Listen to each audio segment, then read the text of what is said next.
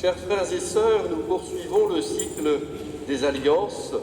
Souvenez-vous, Noé il y a 15 jours, Abraham la semaine dernière et aujourd'hui Moïse, l'alliance sur le Sinaï, les 10 commandements. Le principe de l'alliance, c'est du donnant-donnant. Dieu a libéré son peuple et s'engage à lui rester fidèle, à le protéger, ce petit peuple qu'il a appelé. Et en échange, le peuple doit lui rester fidèle, ce que Jésus résumera avec les 2 plus grands commandements: aimer Dieu de tout son cœur et son prochain comme soi-même. Devenant ainsi le peuple propre de Dieu, le juif devient aussi un signe pour le monde, le signe du Dieu unique. On pourrait dire aujourd'hui, mais pourquoi Dieu s'est-il contenté d'appeler seulement un tout petit peuple? Il était déjà ce signe, mais désormais l'alliance avec le Christ élargit l'appel à tout être vivant. Oui, tout le monde est appelé à découvrir son Créateur et à le louer. Et désormais, l'Église devient ce nouveau peuple universel, catholique, comme on le dit dans le credo, en français, pour tous, comme ça maintenant qu'on dit les choses à la mode.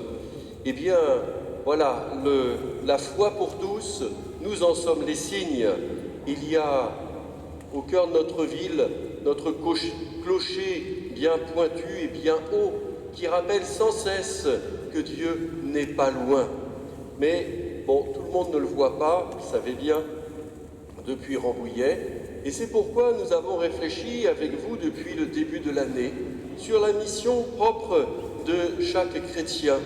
Là où nous sommes, là où vous habitez, dans les quartiers, eh bien, nous avons aussi à être signe de cette présence de Dieu, à être signe de cette présence bienveillante de Dieu pour chacun, y compris ceux qui se trouvent dans la difficulté, dans l'adversité, et éventuellement ceux même qui en veulent à Dieu.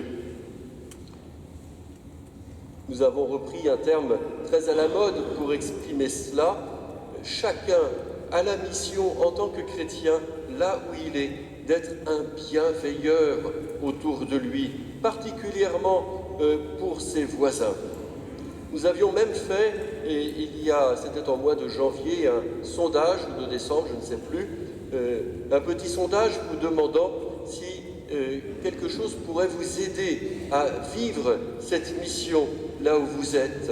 Car bien sûr, si c'est ensemble, en tant qu'Église, que nous formons ce signe, eh bien, il n'est pas forcément visible pour tout le monde. C'est bien là où je suis, là où j'habite, que je dois devenir signe de l'amour du Seigneur.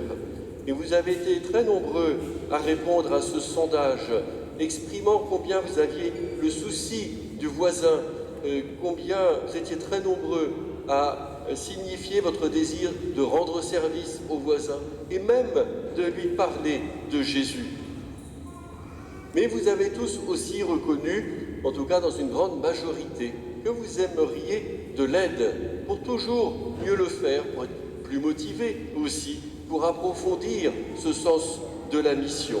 Et c'est pourquoi nous essayons d'inventer une nouvelle réalité qui ne va pas révolutionner le monde, mais qui pourrait répondre à certaines attentes, c'est-à-dire de constituer des relais dans les quartiers, où chacun, en tant que bienveilleur, pourrait venir se ressourcer, échanger aussi pour s'assurer qu'on n'a pas oublié quelqu'un, par exemple, et puis tout simplement aussi porter cette mission à plusieurs et dans la prière. Voilà le sens de ces relais. Et nous proposons aujourd'hui d'en lancer quelques-uns, 8 exactement. C'est un début et j'espère que cela fera tache d'huile. Il s'agit simplement pour chacune d'entre vous de réunir quelques amis qui n'habitent pas trop loin. Et puis voilà le relais il est constitué. Nous l'aiderons à organiser sa vie de relais avec des temps d'échange, de réflexion, et nous essaierons aussi de fournir des supports pour nourrir la mission.